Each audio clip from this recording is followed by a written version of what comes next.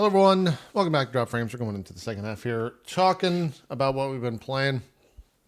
More Shadowbringer. I just live in Final Fantasy now. Co lives in the Borderlands world. Have you gone outside of Borderlands? Did you start that anime thing too? That's the name of the game, right? That anime thing too. That anime thing too. Yes, I started that a couple days ago.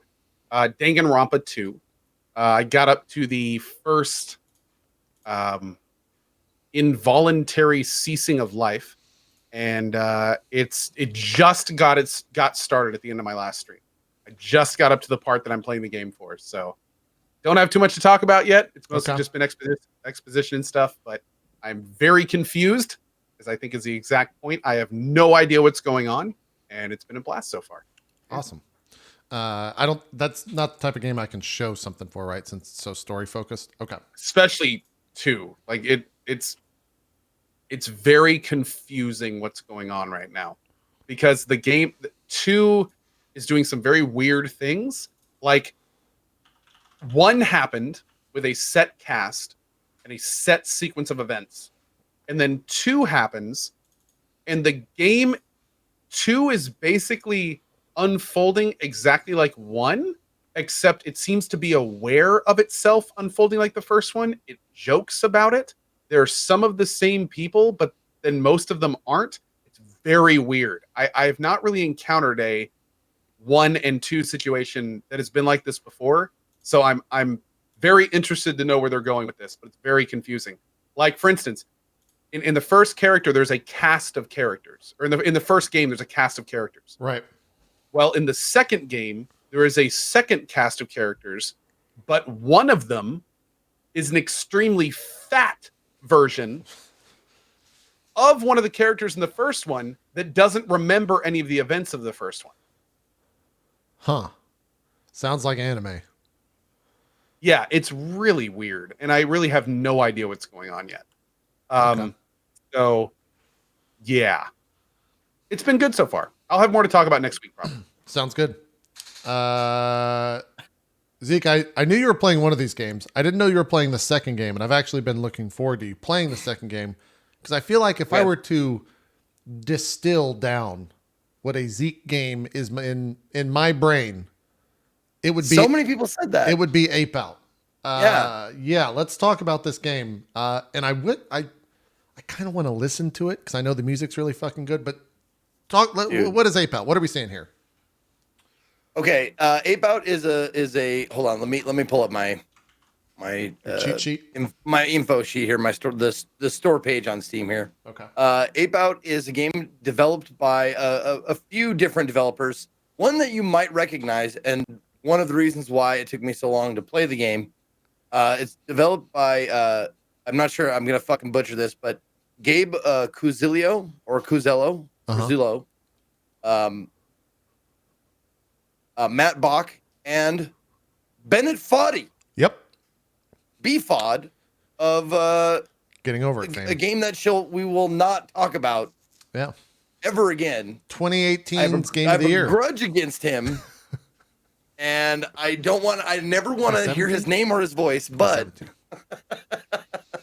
no, Bennett Foddy is the genius behind Getting Over It. But this game, Ape Out, was developed by them. They don't have it doesn't seem like they have a team name, like a development team name, but it's published by Devolver Digital. It's been in the works for quite a while. I've been seeing little snippets of it for the last couple of years, and it finally got released in February of this year, full released. And I put it off because I honestly didn't think I was going to like it. Yeah. I was like, Even seeing it, or did you not see it? No, I've seen it. I saw it be played and all this kind of stuff. What was not apparent to me when I first saw it, that became abundantly clear to me after I started playing it, was the simplistic art style mixed with the jazz drumming that is like synced up with the actions of the game. So every time you like throw a guy against a wall or something like that, there's a splash. There's a like you hear the ride cymbal like hit really loud, or the crash being hit really loud, when you like blast guys. So you hear this drum beat underneath his jazz drum, like, and then when you hit somebody against the wall, it's a. So if you're doing it like lots of times in a row, it's. Can you hear that? Yeah. Oh, that's cool. It's fucking fantastic, and the mixture of the sound design and the object of the game, which is to escape. That's all it is. You don't have to kill. There's no score as far as like how many guys you kill. You only like kill other guys and push them out of the way to get out, to escape. It adds to the intensity of the game. That the point is just to escape. So you're running, trying to get out as fast as you can while not being shot or exploded or whatever by the captors. And it became so much fun. I finished my first run, like the easy normal run. I finished my first run. It only took a couple of hours, but it was so much fun to go through it. I want to go through it again on the harder mode because this mode was difficult enough to keep me interested, but not so difficult that I didn't wish like it could have been harder. Yeah. Fantastic game. It is $14.99 on Steam. It's a unique experience, I would say. Like it's not something that I don't think I've played a game like this before. With the intensity, it's built for speed running. I would say like I think the record. Wait, no. They were telling me the record was for one level was 7 minutes, but I'm not. I think the record for the entire game is like 28 something minutes. This is one of the coolest things, by the way. Zeke hasn't died yet, but when you die, it shows the path that you took through the level, which I think is a really cool thing. Does it show that when you win? No, that was me dying. Yeah. Okay. Yeah. It showed how far I've gotten. All the levels are procedurally generated, so it's like a tile-based system. So they'll put like once you die, then the level you play is not the same level you played before. So if you're on the ship level like I am right now, when you die, you go back to the beginning of the ship level. It's the same length, but the tiles are set up all differently, and the enemy placement is all different. So you can't just like get used to a level and go through it really, really quickly because it changes every time you die. But it's a ton of fun and it's super easy. Like it's two controls. Besides the movement, there's grab and there's throw. So you can grab these guys, put them in front of you, have them shoot the other guy or use them as like a human shield and then toss them at the other guys, or you can just straight up just punch their faces. Right. Do you have a health bar? No health bar. That's my mods TwitchCon bar. Yeah. The health is 3 hits. 3 hits, you're out. Oh, okay. At least for the beginner mode. I'm not sure if it gets less in the hard mode, but yeah, you can get hit 3 times and then you're dead. Hits? Like I don't see any UI element that's showing where you got hit. You just have to remember if you've been hit or not. Blood trail. Like right now I can tell right now that the blood trail I've gotten hit twice. Another hit and I'm dead. Because the blood trail gets more and more like the puddles get bigger. Now, weirdly enough, you said at the beginning of this that you felt like you hadn't played a game before, but looking at it, it looks like Hotline Miami, that recent one that you played with I want to call it Tokyo something or Ninja something. Didn't you play one recently that was kind of like the next version of Hotline Miami? Does this play and feel like that? Katana Zero. Yeah, exactly. Does this play like one of those games, or is the jazz and everything in it kind of enough to kind of differentiate it from the pack? I can see how you can get a similar feel from the game, but it plays completely differently. This one is far more simple controls, less complicated, but still still can be very difficult at times. Cool, very cool. But one thing I always like to harp on is a good audio or a good sound design and soundtrack can make a good game excellent, and that's what happened with this game for sure. it's one of the most standout things, and it's apropos because it's a Devolver game, and Devolver is very very much known for their soundtracks or OSTs and all that kind of stuff. And in this one is mostly like jazz, and I was like, jazz, huh? But it fits so well with the game, it's crazy. How much is this? It's not that much, right? Like $14.99. Cool. Or you said it took you just a couple hours to beat it? It took me a couple hours to beat it on the normal setting, but once you go through it, you can do there's a hard mode, and there's also an arcade mode, which I never got to. And I'm not sure what arcade mode means. At a couple hours to beat it, do you feel the price is okay? Honestly, like the good thing about Devolver is they have sales all the time. So I would wait for it to go on sale. I think that would be fair to say, like, you could wait for it to go on sale and get more than your money's worth. I think I actually did catch it when I bought it when I first bought it. I caught it during a sale, so I think I got it for like $11 or something like that rather than 15. Right. But yeah, it's definitely an experience and something that I could definitely see myself going back to and replaying on the hard mode. Because shit can get really frustrating, but once you get like kind of a good line on the goal, you're like, I know it's close. Go, fuck! And you get shot at the very end. Like, you see the green door and you're like, ooh, blah. But I will say, if you're a streamer, you might want to put Harambe in your banned word list. Wait, how do you? Because, man. Who are you talking about? What's he talking about, chat? Yeah, what's he talking about, chat? I believe it's pronounced Harambe. Yeah. Who is it? Jaboided? Huh. Are we Jaboided? Don't take the bait, chat. Don't take the bait.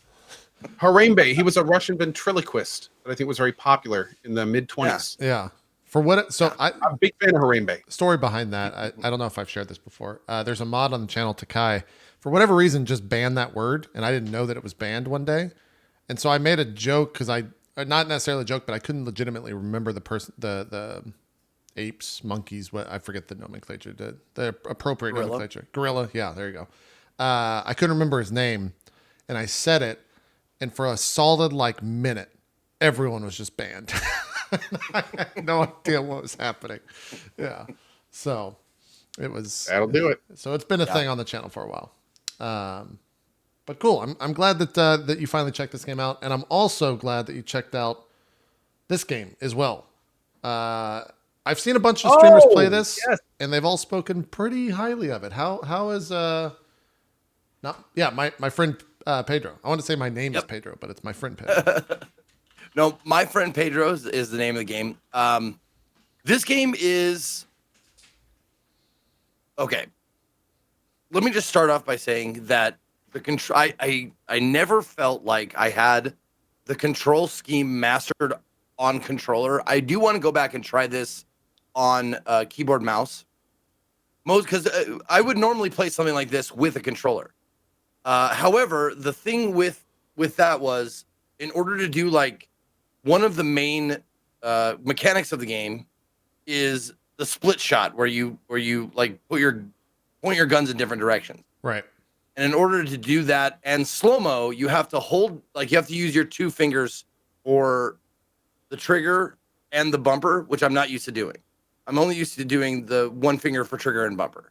So using your two fingers for trigger and bumper is very, very beneficial if you want to do it, because one slow-mo and you can change the control scheme.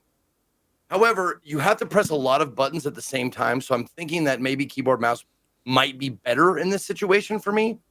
But that being said,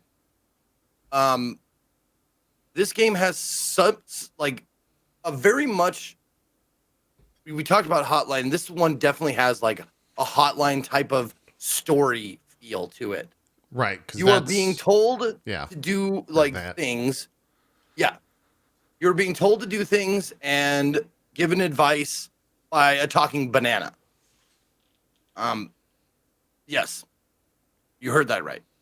A banana. Okay. A banana is like your Jiminy Cricket. Your not necessarily your conscience. That's a the wrong thing to say. It's just like your inner voice telling you Your drug hallucination. Sort of, yeah. Telling you, giving you information about what's going on, and you go through all these levels. First level, you have to kill like a mob guy. Second level, you have to kill another person in case of spoilers or whatever. Sure. But you go through all these levels, and the checkpoint system is very generous. But when you do something that's really, really cool, man, it's fun. This is a very, very clip-worthy kind of a game where you do like, they encourage you to slow-mo, do a front flip while spinning and dodging in the air while shooting your guns all like in a circle and stuff, because they give you points at the end of the game, and that's how they score the level, is how much flair you use to kill the level full of enemies. Like that. Like I'm spinning, dodging their bullets, and then it gives me a dodge kill. Right. So that's extra points. And there's like the combo meter down in the middle there you can see. So if you keep killing faster with flair, your combo meter goes up. And at the end, they give you like the typical ABC S rank grades at the end. This is the kind of game that I pray has an amazingly verbose SGDQ community of like who can pull off the absolute most amazing, perfect speed run kind of thing. Oh, totally, I bet it would look so badass. Yeah, without a doubt. It's probably going to end up at a GDQ or something like that. I would hope. I see a lot of complaints, but negatives about the game would be that it's just not that long. Did you finish it, or do you know how long it is about? No, I didn't. I did not finish it. I played it for a couple of hours. And I got, I think, 2 bosses down. I'm not sure how many there are total in the game. Yeah. But this game requires a lot more skill. So there may be people out there who could finish it in a couple of hours. Okay. In fact, I would probably guarantee there's people who finished it in a couple of hours, like the first time they played it. Yeah, chat's saying like 5 or 6 is what most people are saying. Oh, 5 or 6 hours? Okay. But yeah, like I absolutely loved. Oh, and also, it's another Devolver game, dude. It's the fucking soundtrack. Immediately bought it. It's a banger. It is a fucking banger, dude. It's amazing soundtrack. You know, having the Warframe people on earlier, it made me want to talk to more devs. I wonder if that's like a contractual thing with Devolver, where you have to have good music in your game, or they won't sign you. I don't know, dude. It may be something they look for. I wouldn't be surprised. Yeah. I wouldn't be surprised if auditory aesthetic is something that they focus on. Yeah, I'd be curious to know like what their guidelines are on that. Well, I also kind of wonder if someone brings a game and says like, "Hey, we got this great game," and they show it. They show it to Devolver, and they're like, "But we know that you guys have like the best music people. Can you like hook us up with those people?" Right. Yeah. If it's something that gets added in after the fact, or like, hey, I've got this great game. I think it'd be better if we just put your music to it. Yeah, for sure. Yeah. Yeah. If we had some like MOON or like Perturbator or whatever, right. Perturbator, however you say that, like that kind of shit. Like that's what I want with this. And they're like, Nigel's just like, let me just make a phone call real quick. Right. Just gets those guys on like Dose One's just like, yo, Dose, can you help me with this? And he's like, yeah, no problem. Totally. Yeah. Yeah. I'd be curious to see what the, what their thoughts on that are for sure. Well, cool. It seems like, I mean, everyone I've seen play this game and everyone that I know that has played this game has spoke pretty highly of it, in the sense that it's just like a great pickup, murder a bunch of people, feel good about it type scenario, and bob your head while doing it. Yeah. Except that it was just a little short. That's kind of all I've seen. Now you played PC version, right? Yeah. Mm-hmm. My eyes see this and think, oh, this should be on the Switch. Is it on other platforms? Do you know if it's on anything, or is this you're going to Google real quick type scenario? Yep. Okay. All right. Because I haven't seen if it is or not. Chad is saying it is on Switch. We got one confirmation on Switch. Looks like a great Windows Switch and Switch. Cool. What it says. Oh, great. It's only for Switch and Windows. Perfect. Cool. My friend Pedro. Why do I keep wanting to say my name is? Is there another game called My Name Is something or other? For some reason, I wanted to say that too. I don't know why. Wait, I know there's one that is My Name Is. Oh, sorry. It's a good meme. I know, right? Yeah. Weird. Anyways. Oh, it's fucking. Zeke, I'm just disappointed, man. I'm just disappointed. No, I don't. Goes done. Sorry, Dad. Yeah. Oh, man. Zeke, you drive me to this. I just want you to know that. Hey, listen, the only reason why I'm on this show is because I'm the most awkward of us. Like, I represent the awkward nerd who says the dumbest things at the wrong time, but means well. Zeke, you are the third corner of the Triforce. Don't ever, no matter what you are mandatory. Don't ever forget that. You round out the show. I wouldn't say that you're the most awkward. I think that I'm just the most versed in not appearing awkward. I was gonna say I've definitely had awkward moments. Yeah. For sure. Yeah. Anyways, I mean, nothing like what we just witnessed, but I mean, I've had a few. Sure. Now, come on, now let's. Just real quick, 5 minutes on Judgment because I've progressed. Did you finish it? I've not finished it yet. Okay. I'm on chapter 10. But man, it started really ramping up, and I'm excited to see like how it finishes. And the mole. Yep. Do you know who it is yet? Yep. And yeah, so that's cool. And yeah, I'm excited. I'm excited to see where it goes, man. Where we go from here, dude? Because I'm glad that I played it with the Japanese subtitles or Japanese language English subtitles.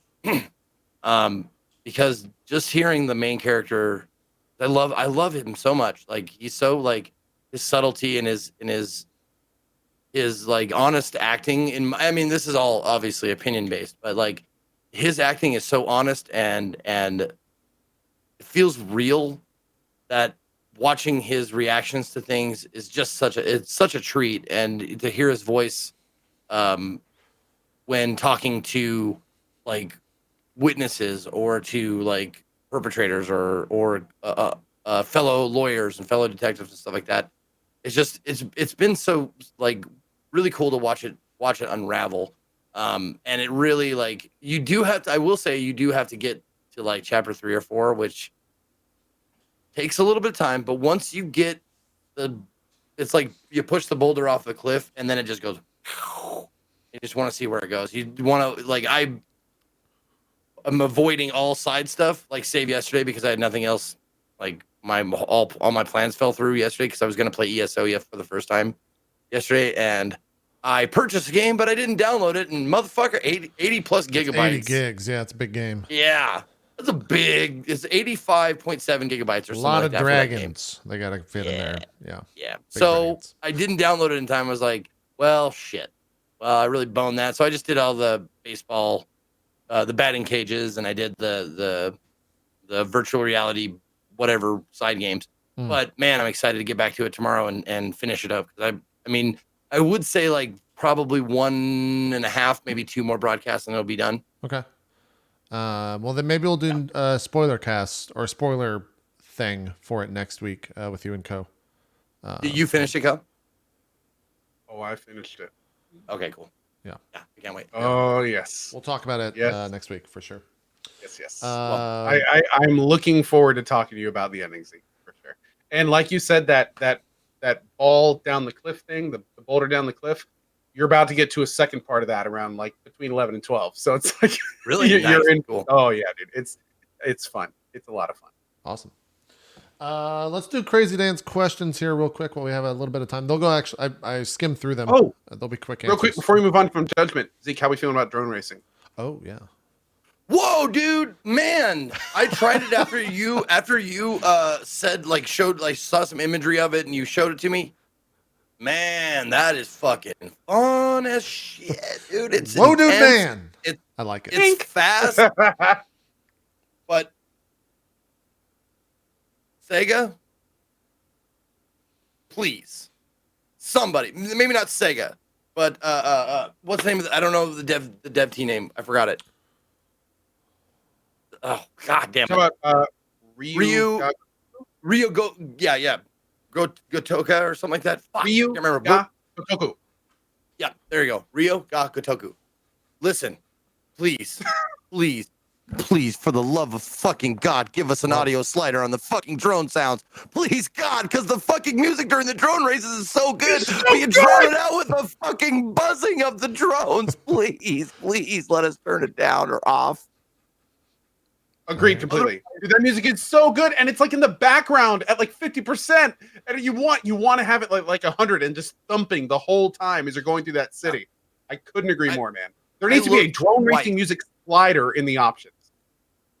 I looked twice for like I gotta be missing it because they wouldn't just like put this over top of this awesome track as you're racing. Okay, that aside, that audio thing aside, because the songs are fucking awesome to listen to if you can hear them over the droning of the drones. But the racing, fast, the handling, awesome. If it's like you said, it's like the old pod racing, like you like dip and duck and dive and dodge and that kind of stuff. And it's brightly colored, very much fun. I'm glad I saw you doing it. I'm glad I gave it a shot because I thought it was like I didn't get too much into the pocket car racing because like I don't really care about that too much. You don't really do anything. Yeah. But this fucking fun, dude. If you haven't tried it yet and you're wondering, like, I didn't think I'd like it, and I really ended up liking it. Dude, and here's what's even crazy. I don't know what frame limit you're at yet, but once you get like what's really cool about the drone racing is you do the same maps generally for the Grand Prix. But what's awesome is as you're doing these maps and moving through the Grand Prix, you're getting frames that allow for faster and faster parts, but the courses don't really change. So by the very final one, you're doing the courses you did at the beginning at like 3 times the speed. So it becomes a completely different experience where like every turn, you're like barely touching it left and right. And you go inside buildings and the entire inside building thing is like 2 seconds of wildly going left and right, trying to get through it. Like it becomes like the very last Grand Prix, I won by literally a fraction of a second by 1 point. And it was skin of my teeth for like 20 minutes straight of this Grand Prix. Like every single race was just like, oh my God, I can't believe I won that. Like it gets awesome. It's intense sometimes for sure. I really hope that somebody makes a drone racing standalone because I would play the hell out of it. Well, I was going to say, it is just fun. If the Sega people are watching, or you guys know, they should do a sponsor stream where they fly you and Zeke out and you do some VR drone racing. Have you seen that shit before? Where they have the VR headset for the front of the drone and you control it and you are the drone, so to speak, with the headset on and you fly it around. A real drone, though? A real drone, yeah, like a real drone. Okay. Yeah, it's pretty wild. The only problem is that in a real drone race, if you run into a wall, it's a little pricey. I saw there was I forgot who it was. It might have been like Casey Neistat or something like that. But there's a YouTuber who went and like did the VR drone racing thing, and like 30 seconds of putting it on, ran it. They were on like some edge of a cliff where the sea was right next to it, and he like slammed it into the side of the fucking cliff in like 30 seconds. They're like, we'll fish that one out. Don't worry about it.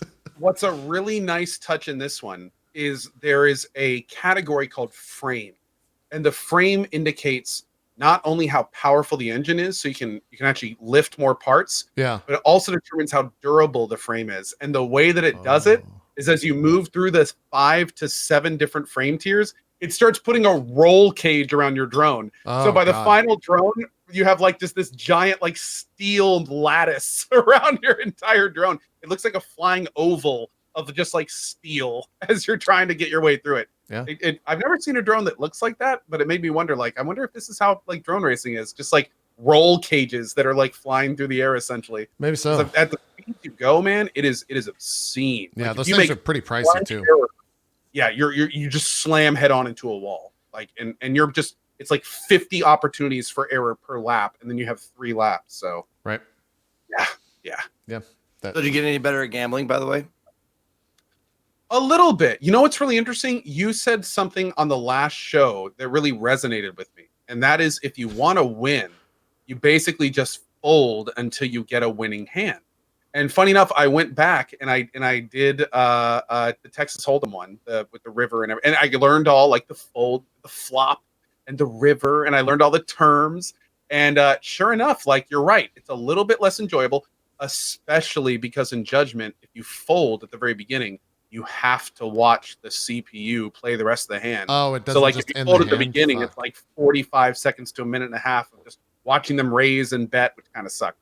But I will say that like I did a lot better going back and just being like 2 and 6 fold, 3 and 7 fold, 9 and 4 fold. Oh, Jack and Queen of the same suit. All right, let's go. Like, let's see what we can do with this. And yeah, sure enough, just that one line really, really definitely helped. So got a little better, but still failed miserably. Cole likes to fold on the big blind. Dude, I still want to have some sort of poker streamer game or something. Yeah, Twitch. You would think it'd be pretty easy to do if. I mean, they did a couple like professional poker streams with some other streamers already. I don't know how those went, or if they. I guess they weren't that successful because they're not doing them anymore. But I do know that stuff exists. Honestly, kind of hate to say it, but most of the poker streams on Twitch these days are like sanctioned by the websites that run the games. Yeah. So apparently they do the same thing that like F Extra Life does, where they just embed the stream into their poker page. So these streams get like thousands and thousands and thousands of views off the poker site, and then they're sponsored by the poker site. So it's just kind of like that is. Yeah. Is it Jay Carver? I think is the name. Isn't he like one of the bigger poker streams? I think that's one. Chat might be able to. I know Run It Up as well is another one that are Jay Carves. Sorry. Yeah, those are two of the bigger poker streamers that I've seen. Many of the big streams are just straight up amazing poker players. Jay Carves is Run It Up. Oh yeah. Yeah, one of those. Yeah. Cool. Let's do Crazy Dance questions real quick, and then we'll get to Indie Sun Gay. Which was Zeke's. And I'm looking at one of the games right now, and I'm pretty excited to talk about it. But we'll just run through these real quick because they're simple answers. Well, that day won't take very long because mostly it's mostly jokes. Okay, cool.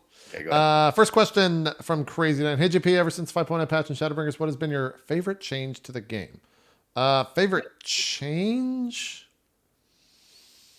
Stop licking my beer bottles. Well, that's an interesting change. Sorry, I'm just trying to get high, Daddy. I don't know if it's just because his name is Geralt. Like he has this obsession with licking my beer bottle. Weird. Geralt. I don't know what what favorite change, like addition wise, would probably be the music.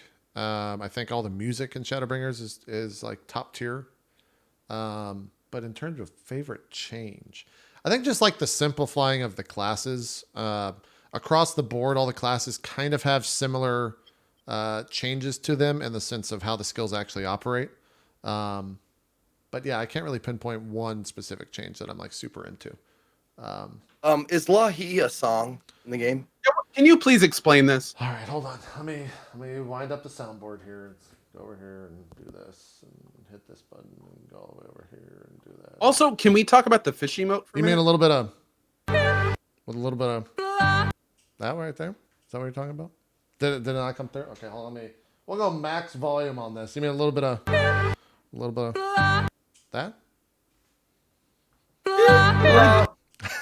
Is it not what is that?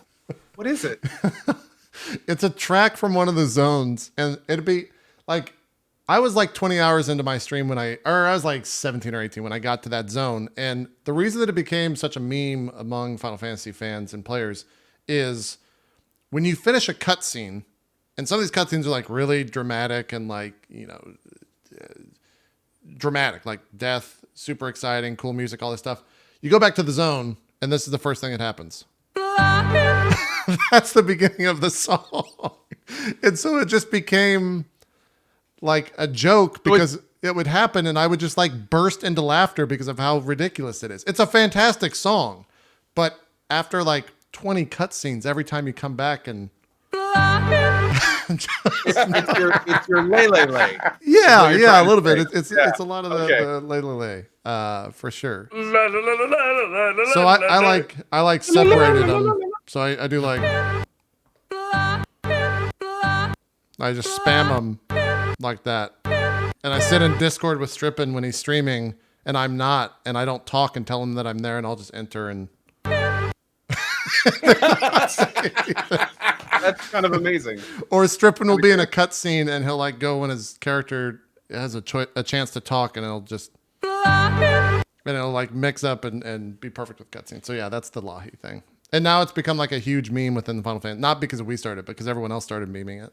And so there's like just a surplus of dumb memes out there with the Lahi. So I'm glad to explain that. What's the That's fish? the first one. Number 2, the fish. Hold on. What's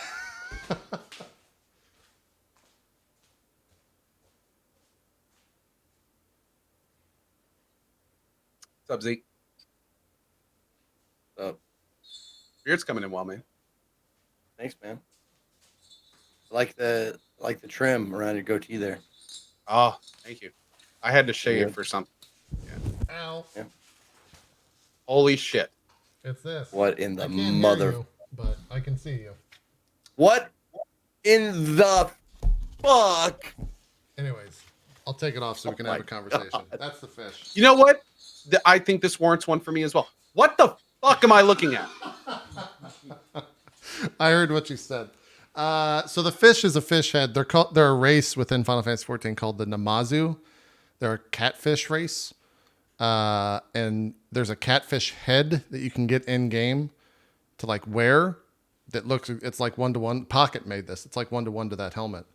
And so in the Pocket made that? Yeah. Pocket made that and drove it up from Kansas City. Like on stream, she spent like 60 hours on it or some crazy shit. Wow. Jesus. Yeah. But yeah, So good at that stuff. in the cutscenes, it would just like cut to the character. And Zeke's played Final Fantasy 14, so you know how in the cutscenes it's like the head nod will happen and that's it. This just has the dumb fish. Whenever anything happens. Now I get it. Just the blank fish look. Yeah, it's just the. Okay. Yeah, so we made it became a right. central focus. And now in the new expansion, there's a frog suit, and in the game for some headpieces, there's a visor thing to where it'll like raise and open the visor. On the frog head, when you do the visor, his mouth goes and just opens ever so subtly, and it's really good. It's really good. So we might have to get a frog head made, but we'll see. Yeah. Anyways, those are those. Sounds like a lot of law, but not so much E. Yeah, a little bit of. Oh, that's not gonna play.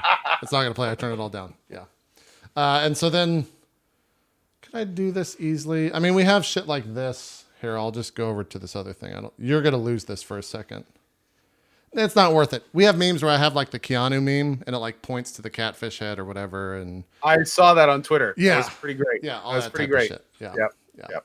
Anyways, I like embrace the catfish, JP. I like Final it. Fantasy. I like It's just a big meme. There's just big memes. Second question from Crazy Dan. I understand the computer troubles can be frustrating for any streamer. In hindsight, though, which particular technical problem have you been the most grateful for in the sense of it being a good experience in tech maintenance? I'd say every single one, because I always learn whatever that issue is and then pass on that information to other streamers. And if it ever comes up, I'm able to fix it within seconds rather than the hours that it takes to deduce that stuff sometimes. But I can't like pinpoint any particular one. I don't know about you guys. For me, I was really lucky where I spent many, many years of my life prior to streaming doing, I built computers, I managed a build area, I managed a store that would take in like technical issues of every kind you could imagine, and then fix them and return them. So what's the best thing to learn, and then I went into IT after that. The Right. best thing that I learned from that is not necessarily the problems themselves, but how to properly use Google to find answers to the problems themselves. Google Foo is a learned skill. Yeah.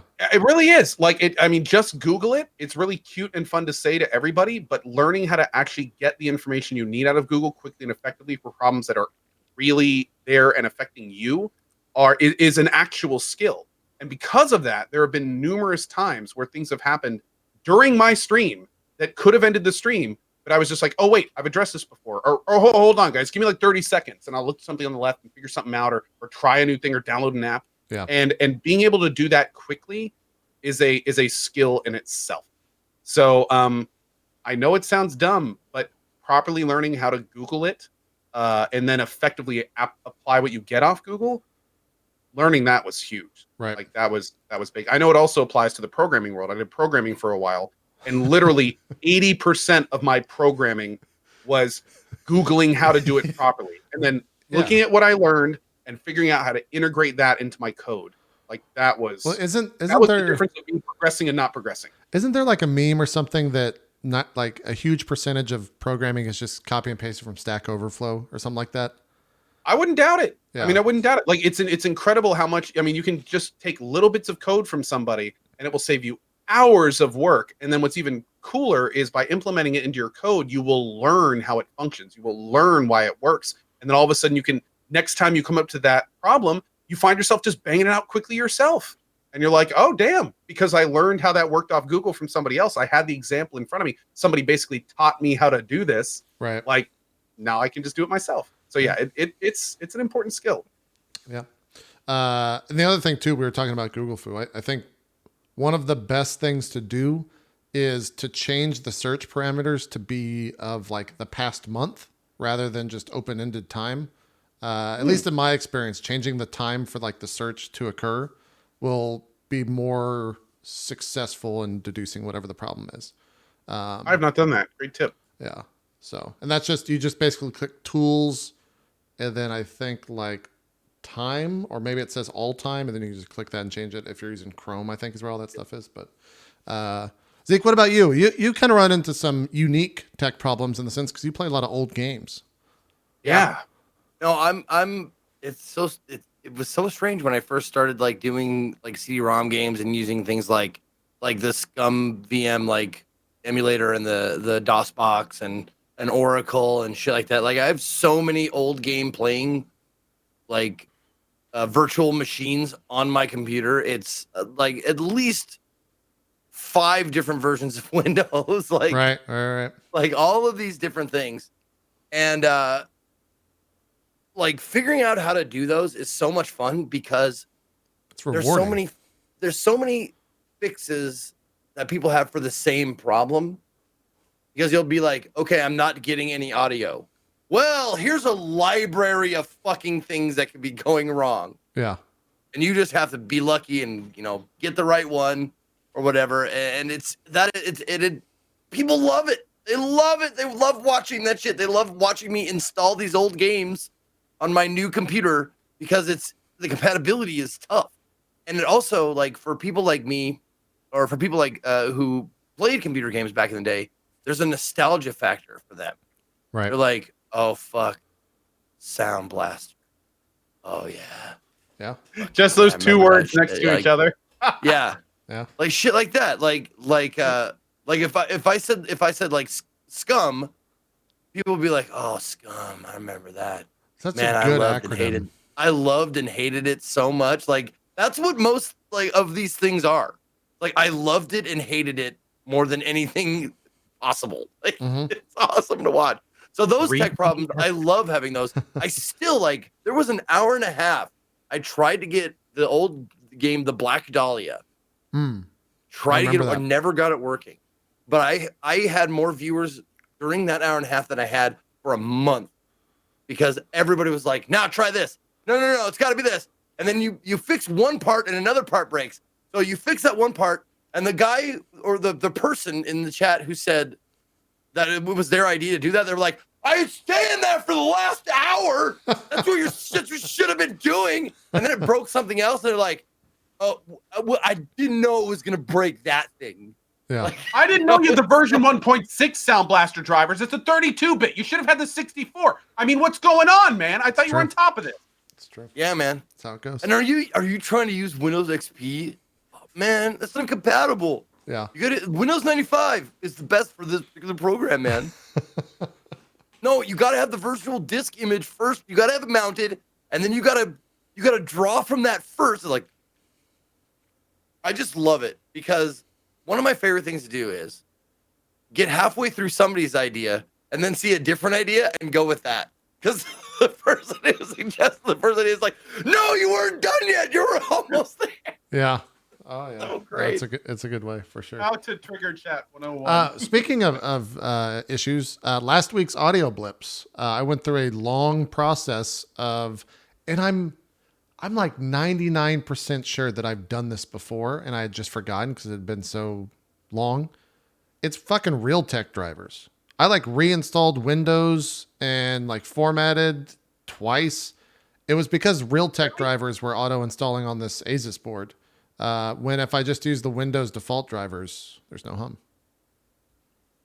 So it was just a driver issue. Damn. And it wasn't like an updated driver. It's just like using Windows default. So it wasn't even a Windows issue. No.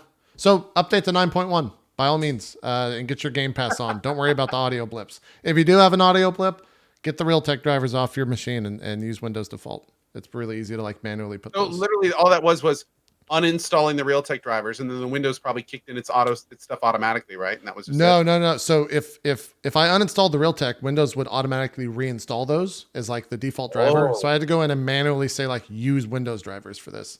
And I like I said, I thought after the fact that I had done this recently, and chat's apparently saying that I did. But someone in the chat is actually like, yeah, you need to get off, just use Windows default, like just manually make it. And I was like, that sounds really silly, but I've been deducing this for 36 hours now. Let's try it. Sure enough, it worked. And I gave the guy, you retained all your functionality. Like there was no weirdness from it. Yeah. Gave the guy a lifetime sub on the channel, and yeah, it worked. Good call. It's good. It was the one time where, well, not one time. It was one of the few times where chat like actually figured out the problem and deduced it. So that was who was it? Who was Some Beard, I believe, is the name. Some Beardy. Yeah. He's in the chat right now. I don't know if he's here, but he's idling it. Yeah, my dude. Well done. Yeah. Well done. Final question, and then we'll do Indie Sunday or Sungay. Sorry, Sungay, right? Yes. Yep. I just noticed that Battle.net has been offering 3 days of free game time on their client for WoW. Not that I want to advertise, but what is everyone's take on World of Warcraft these days? If negative, what would be the road to retribution for these days, or for Blizzard these days? The Final Fantasy fanboy in me thinks that WoW is on like the sirens are going off in Blizzard HQ, and they're trying to get as many people into their game as possible. Anytime I pull up Twitter, and granted, Final Fantasy's been doing this as well, but they had an expansion push. Anytime I pull up Twitter, there's an ad for 8.2 in my timeline on my phone. They did a big sale, which I think maybe they're still doing for like $20 to get into the game. And now I guess they're offering 3 days of free game time for World of Warcraft right now for 8.2. So again, the Final Fantasy 14 fanboy is just like, well, they must be dropping subs because that patch, I guess, didn't do well for the mainstream WoW players. I have not played it, so I don't really have any actual thoughts on it. But from the outside looking in, that's what I see. And in terms of where the road to retribution is, I don't know. I heard someone say, a pretty avid WoW player, not a streamer or anything, say that going back to the like Horde versus an Alliance thing that Battle for Azeroth is currently in was a really bad idea because they've done that already. And it isn't like you're not fighting like space gods or, the next big threat. You're fighting like Sylvanas or like Jaina, these people that have been in the game for the longest time, and it wasn't necessarily the best decision for it story-wise. So I don't know. I guess we'll just have to see. I don't know what the fix is. If I did, Blizzard would probably already figured it out. Do you think it might be WoW 2? I don't know if they will ever do a WoW 2, man. That would be incredibly cannibalistic. We talked about this in the chat. This is just ignorant questioning, by the way. Sure. I have no idea. Yeah. No, it sparks the idea that I kind of, like I said, talked about with chat the other day. I would be pretty interested to see if Blizzard did, and this is the only way I think that they could do it, if Blizzard did Warcraft 4, like the RTS Warcraft 4, and used that as like a push for the story of Warcraft, and then in doing so, released an expansion for WoW that then pushed the game forward like an amount of time, 20 years, 30 years, whatever. And like, that's like WoW 2.0, right? Like that's the next thing. So WoW 2 would be like a 20-year later kind of thing? Yeah, like they just push everything forward. It's a brand new engine, all that stuff. And Kind of like what they do with Destiny, right? Yeah. Doesn't Destiny 2 take place like years after Destiny 1? Yeah, I think so. The chat might have to confirm that, but yeah. I could be wrong. I'm not. I didn't play either of them really. So well, I mean, what's stopping them from doing like Warhammer did with Warhammer, and then Warhammer? Like, what about World of Warcraft 40K or whatever? Yeah, I mean, like that would be in a hard space. sell. Sure. I mean, they already have space technically in WoW. You already go to other planets and stuff like that. Oh, really? For the record, I've been Destiny out of 2 game. Yeah, that was my bad. Destiny 2 actually takes place like in the same time frame and right after Destiny 1. So that would gotcha. Yeah, then also that would just kind of be StarCraft, one of their other IPs. There has been StarCraft is a RTS. Well, I'm talking like an MMO. Sure. I mean, futuristic MMO. World of Warcraft, just saying. Well, so that's the thing is, for the longest time, there's always been this thought that Diablo, World of Warcraft, and StarCraft are all part of one big universe. Like they all take place in the same galaxy. Which would be really strange, like because that would indicate that the orcs were destroyed in StarCraft, and like a lot of the lore and things that happen are just gone by the time StarCraft wars are, and apparently the humans won everything. Or like they could just be in different sides of the universe and just happening outside. And how would that happen? Did they like I don't know. I'm not saying it's well thought out. I'm just saying that there's a thought. Yeah. It would be a little bit strange, doable, but strange. Hey, Blizzard's got to start thinking outside the box, I think, at this point. Real quick, though, to go back to Dan's question, like, if negative, what would be the road to retribution? One thing that I think is telling, and keep in mind, this is coming from somebody who doesn't play World of Warcraft, but is just kind of like on the outside looking in. This whole WoW Classic thing, it's been a very interesting parallel to the fact that Activision essentially eviscerated Blizzard. They came in, they removed a lot of their top guys and talent, and then just recently, we have them posting job applications to like bring in new blood to fill in a lot of those things. Yeah. Like it's this really interesting situation where like when we started talking about this in chat, a lot of people were like, "Oh, WoW's in its death throes. Like Classic is the indicator of its dying." And it's kind of interesting because I wonder if just kind of like you do you have a challenge and you conquer it in an MMO, and then that challenge becomes farm status. Like you just go back and you go through the ropes to kind of get the loot out of it. I kind of wonder if that's what's going on with the entire franchise in a real point of view. So it's kind of like Activision Blizzard is just looking at this and they're like, okay, you know what, guys? Like this game is officially on farm for us. Like we need to just get as much as we can out of this player base. Now we've gotten as much as we can out of it going forward. So now let's bring it back to the beginning and let's see if we can bring old players back and then we can get as much out of them as possible that way too. So, like, it's I know this is kind of like a dystopian view of this. Like, that's kind of a bad way to look at it. But at the same time, it makes me wonder if Blizzard was still Blizzard, would we see these classic servers? And if not, why? That's what I find kind of interesting to think about. Like, I'm curious how this all kind of, because that's essentially, I hate to say it, but my MMO of choice, EverQuest, is kind of what happened with Daybreak. Like, Daybreak got bought by this other company. Or I mean, SOE became Daybreak essentially. Yeah. And all of a sudden we saw these EQ progression servers that were just kind of like farming the nostalgic people. And now we have like every 6 to 12 months, a new progression server comes out to kind of re-farm the money out of those people because it requires a sub to play on these servers. And I'm wondering, like right now we have WoW Classic coming out in a year, or when WoW Classic comes out, August. We have a date. August. Okay. I think. Maybe. So the WoW Classic servers are coming out in August.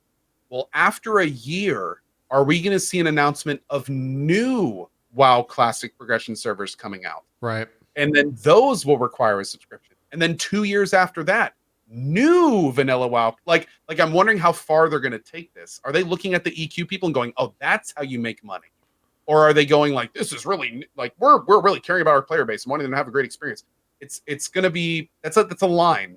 So it's going to be kind of interesting to see how they straddle that. Yeah, I mean, I think at the end of the day, as long as, and this might be like my old Blizzard fanboyism, say like, don't forget me. But I think at the end of the day, as long as they're facilitating a way to like, or a thing for those people that want that to play it, and they're making money off of it, I don't think it's that bad of a thing. Like I don't want that to be like put in too much of a negative light. If the players are having light. fun and the company's making money, then everyone's kind of winning. Right. So I mean, right. it's a bad thing, but it makes you wonder, like, how does the company view the player at that point? You know what I mean? Oh yeah, like, totally. It changes the type of relationship. Well, it's also a weird thing too, because if you think, like when Classic launches, I'm so unbelievably curious to see, and we'll probably never get this because they don't talk about this because there's no reason for them to talk about this. But I wonder if more people will be playing Classic than they're playing the main game. I think when it first launches, 100% there will be bigger numbers in Classic, but like for the next big WoW expansion, are those numbers going to fluctuate back over to the new expansion? And then, like Co said, maybe a year from now, they put out the Burning Crusade servers, and then it fluctuates back over to that. Then the new WoW expansion, and then it goes back to the Wrath of the Lich King servers, and back to that like that. If it's going to be the ping pong effect or what, I think a lot of weight, like BlizzCon this year has. It's probably the most important BlizzCon in Blizzard's life as a company this year. They have to come out with something huge to garner like goodwill and good faith with the community, especially after last year's. Like it's a very, very important BlizzCon this year, and they have to bring the biggest and badass stuff there. And don't even fucking mention Diablo Immortal. Just have like the Chinese stream be the focus for Diablo Immortal, because that's where it's going to make more money than fucking God. In China will be Diablo Immortal, and then they can just have it not even be a blip here in the U.S. and it won't matter at all. But yeah, I'm so curious to see what happens for sure at this BlizzCon. It'll be a huge one. I'm looking like I'm very glad that you're kind of spearheading this, because you're planning on kind of diving into all this, right, in August and everything. So yeah, that's the other thing. And I'll use what Soda Poppin was saying on Twitter a while back, and I don't know where his thoughts are now. I just know that at one point he was saying that he was just going to take like 3 months off from stream and just play WoW Classic off stream, because it's gotten to a point where if you play WoW Classic on a PvP server, you can't, because you're just going to get fucking ganked nonstop, and people are just going to try to make your life hell, and it's going to devolve into like Zerg versus Zerg of like streamer versus streamer type shit. So wait, he's announced he's taking 3 months off. I guess chat's saying, yeah, he said at least a month off when the game launches. Yo, that's a lot of respect. Good for him. I mean, hey, if you love something as much as he loves WoW Classic, and you're willing to like lose, he's also got a rabid fan base. So he's one of the few streamers that I think could take 3 months off totally and come back and still be like just fine. Yeah, so good without for a doubt. Good for him. But yeah, with that in mind, like, do what? I bet he'll come back a different person. Probably, yeah. He'll probably come back and think like, this streaming thing sucks. It's so much fun to just play games and not have to talk at the same time. Yeah. And so with that in mind, like, I don't know if I want to stream that game, because if like, granted, Soda Poppin', wild different viewership range, 100,000 plus probably on WoW Classic launch. Wildly different community. Yes, and also wildly different community as well. So it won't be that bad, but all it takes is like one fucking asshole to just sit there and like camp you. One group. Or one you group, have yeah. One group waiting for you. I actually, funny enough, I was watching Soda at one of the first times that he was streaming Classic, because I was just interested to see how it was. And he was about to zone into a PvP area, and he goes, I bet you there's a group waiting for me. I bet you there's a group just waiting for me in here. And he zoned in and was able to just move forward like for 10 seconds. And he literally goes, oh, dude, this is like the best day I've had. Like, nobody ganked me when I came in. This is amazing. And I just remember thinking to myself, like, to have that feeling, just to play your favorite game every time you zone into somewhere, like, that must be very stressful. That must be very stressful. Yeah. Yeah. That's wild. It's something wild. I didn't even really consider in terms of little bit of a diversion in here, but when I was playing with the sponsored stream for Final Fantasy with Jerry, who he streams, but it's not, it's a couple hundred viewers, and he was jumping in Final Fantasy for the first time. Like, I had the guild come out, the FC come out, and there was probably 100-ish people waiting for him when he came out of like the initial cutscene, and I was expecting like oh, what's up, guys? Like, this is fucking cool. But really, what happened was like, what the fuck? What the fuck's going on? What is happening? There's so much shit happening on my screen right now. Like, and it was like a bad thing to have occur because he was just so lost. Because you're not used to that type of shit unless you're used to that type of shit, right? It's like walking outside of a hotel and just having 100 people sitting there waiting, trying to talk to you. It was that same feeling, I think. And so I think it's going to be that like 10 times, 100 times for a lot of these WoW streamers on WoW Classic launch, where people are going to like, as you're typing in your name, they will just steal your name. As you're like logging into the area, they will sit there and like kill your mobs before you can get them. Like, people are going to go to really far lengths to try and get their name out there, so to speak, on a stream.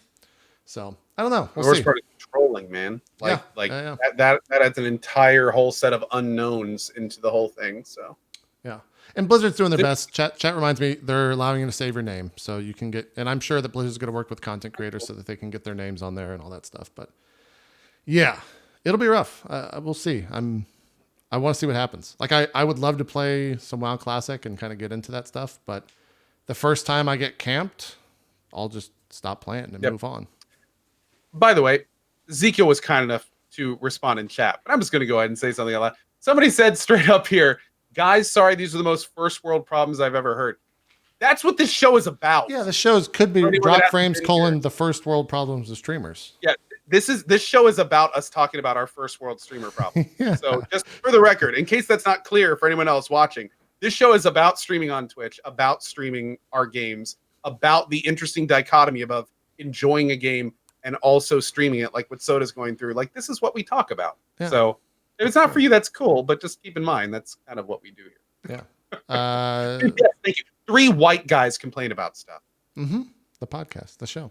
It's pretty true. Fair. With varying degrees of beardage. Mm-hmm. Mm-hmm. With varying degrees of bearded. Exactly. Yeah. Shit, we talked a lot. I was not paying attention to the clock. Well, here's what I have for Indie Sungay. Let's just show this here. Yes. This is not my friend Pedro. No. This game it's Mount Your Friends 3D. Yeah. If you guys play there was an older game called Mount Your Friends. This one is Mount Your Friends 3D. A hard man is good to climb. Is the full name of the game. Does it still have the free floating genitalia? Oh, they got dongers. Like, I was shoutcasting this. This was so much fun to shoutcast because you can go online. I was playing against 3 other players online eventually. It was four players trying to get mount as high as they could. And when it wasn't my turn, I was shoutcasting the other people and making up stories because they give them all names. Like Dewey Zoo, like that's a made up name for one of the characters. But I was shoutcasting the entire thing. It kept crashing on me because for some reason my connection to Steam wasn't super great. But yeah, you can see the dongers. You see them? Oh, there they go. They're flopping. Excellent. They would not eliminate those because that was like it's their big thing. I talked to the devs of the first Mount Your Friends when it was just like coming out, and I was like, what's the deal with the donger? And they were like, funny that you asked because that was a glitch. It was a graphical glitch when in the code or something, and we left it in and became like the signature of the game. Yeah. Was just these big beefy dudes with big hanging dongers that would climb all over each other and try and like get to the highest point until you couldn't with the time limit until you couldn't climb anymore. That's the basic premise of the game. Yeah. But god damn was it fun. It's goofy, but it can actually get kind of intense. And if you remember, I've played Twitch, it. Or was it TwitchCon? It was one of the PAXs. Yep. One of my very first PAXs. In fact, it might have been my first PAX South. First time ever meeting Gold Glove. There's a clip out there. Oh yes. Of me beating him at Mount Your Friends, and he pushed me over an ottoman and I grabbed him and I took it and I started spanking his ass and stuff. That was Mount Your Friend. That was the first game. I was on the couch with you. And, it was me, you, Zeke, me, you, Gold Glove, and Miss Vixen. Yep. Shit. But yeah, it's so hilariously wait, just so I'm perfectly clear. One of the first times you met Gold Glove, you spanked him. Mm-hmm. We talked before, like a little insider info. This was the first PJ Salton they ever did, and by far the best because people were actually salty in that, and they moved away from that. Which is like Twitch. If you're watching, like if you want me to put together like a real PJ Salton like we had back in the day, you go ahead and hit me up. You want like some real salty ass people, like because it got way too nice. People got like fucking real nice. Like I remember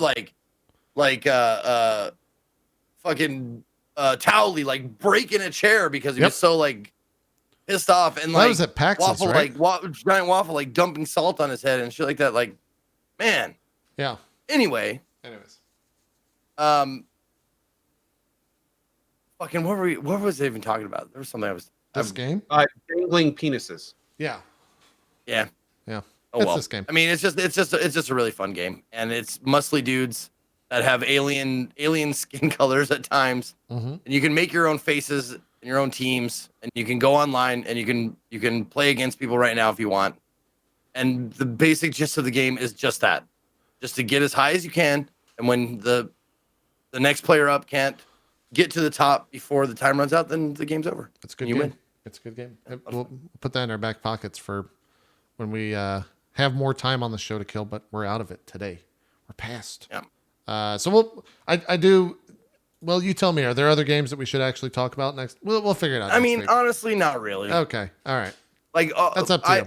I did a Pride Month themed Indie Sunday, and I called it Indie Sunday. Right. And I tried to look for like Pride themed games. Most of them are visual novels, and it's visual novels are rough to stream.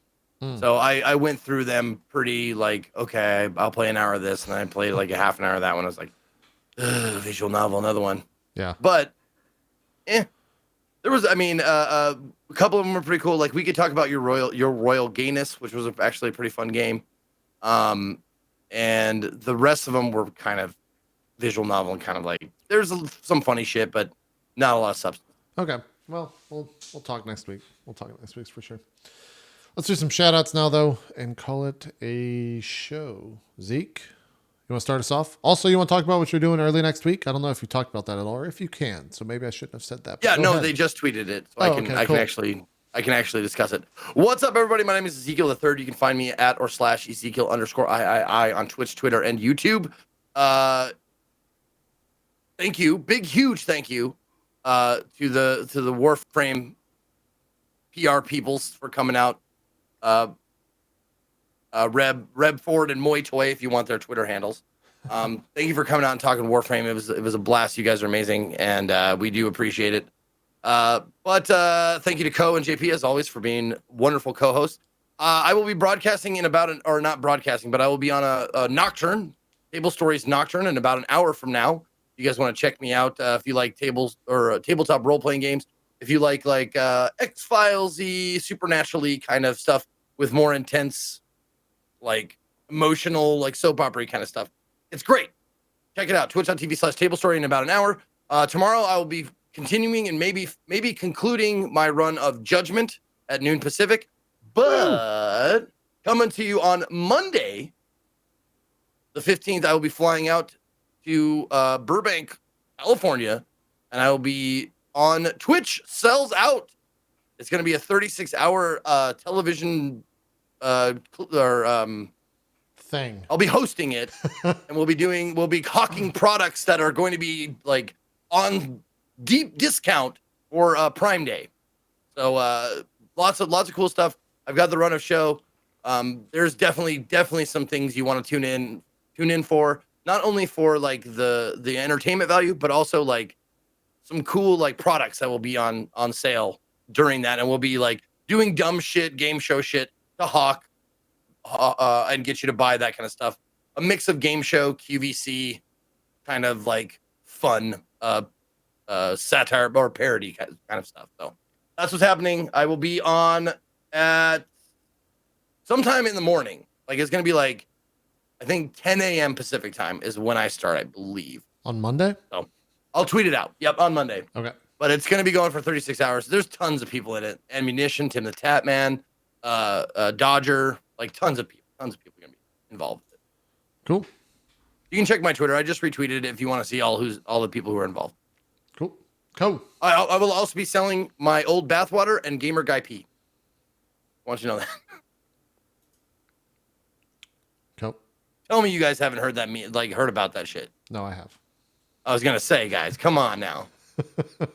Yes. Anyway, guys, thank you so much for being here today. Big shout out to JP and Zeke. It was awesome. Also, huge thank you to Rebecca Ford and Megan. They were incredible. They are incredible representatives of the Warframe community. And thank you to them for taking the time for all the awesomeness. My name is Ko. Hi. I'm currently going through a Borderlands franchise playthrough. We're doing Borderlands 2 right now. We're coming up on the end of the story. And then I have never done any Borderlands 2 DLC. So over the next week, I'm going to be diving into my first blind look at most, including Tiny Tina's and a bunch of Borderlands 2 DLC I've never done. Then I've got the pre-sequel after that. We've got Tales after that. A lot of stuff I've never seen before. So if you'd like to check that out, we'll be doing that all week. Also, tomorrow afternoon, we continue Danganronpa 2 and maybe even some more Judgment side quests. I have the Twisted Trio to finish and some other stuff. So we may actually be making a return to Judgment this weekend. But regardless, thank you all so much for being here today. Hope to see you next week. And as always, thank you guys very much for watching. Also, as a quick note before I go, I was going to stream an hour of Warframe after this, but I am physically melting. So I'm going to go ahead and go downstairs where it is literally 21 degrees cooler and be down there. So what? Yeah, so is your AC just very broken? Sorry about that, but my AC upstairs is broken. Jesus. So my AC downstairs has been working overtime, pushing all the hot air up to me. And I'm currently sitting in 89 degrees of That's rough. Thank you for sitting out the show or sitting into the show. That's. I was going to try to do this hour, man, but like it's incredible how heat will just drain the energy from over time. Yep. So I got to get out of here. Yeah. But thank you guys for being here, and I will see you all tomorrow at 8 a.m. Awesome stuff. All right, that's going to do it for Drop Frames. Thanks everyone for watching. We'll see you next week for more on Wednesday at 1 p.m. Eastern. We're out. We'll see you next time. Bye.